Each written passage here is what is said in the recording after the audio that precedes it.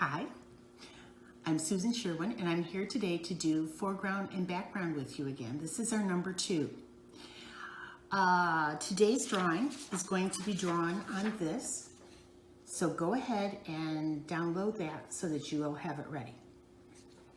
However, before we get started, I want to show you what I drew last week.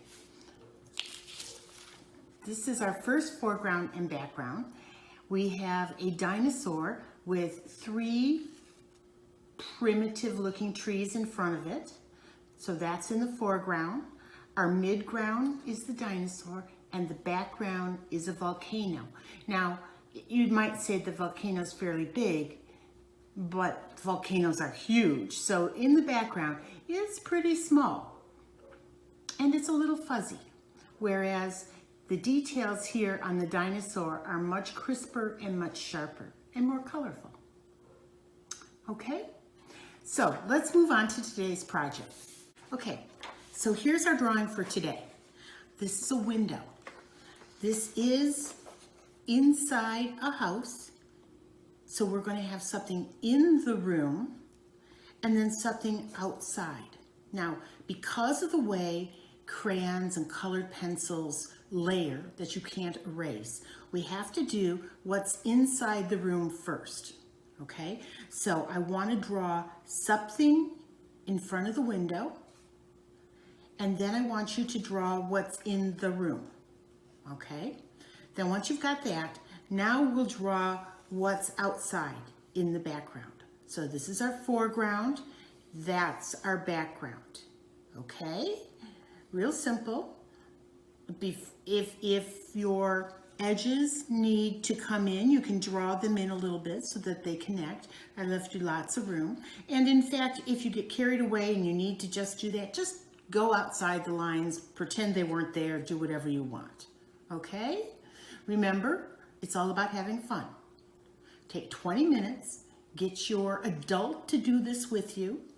You might actually do it better than your adult because they don't have much practice at this. And have fun. Okay, so now that you've gotten into it for a little while and you've drawn for a little bit, now I've got some more instructions for you. Now that you know what you're going to do, now I want to show you how to do it well. Okay? Make sure that you have enough information so that information so we know what this is. Does it need curtains? Does it need a light switch? Does it need something down here so that we know we're in a room? Okay? Maybe if you draw wallpaper on it, that's a possibility. But make sure there's enough information so we know where this square is, this rectangle is. Okay? Another thing is, make sure that whatever comes up to the edges here doesn't quite line up with what's going on in the foreground and the background, because that looks kind of strange. So rather than have something line up right there outside, maybe it comes to here outside. But those are little things so that your background and your foreground look different. Okay? Feel free to use a lot of color. And again, remember, it doesn't need to be perfect. And moreover, I want to suggest this. Now that you've figured out what you should have been doing in the first place, or now that you've figured out what you really want to do, just do it again.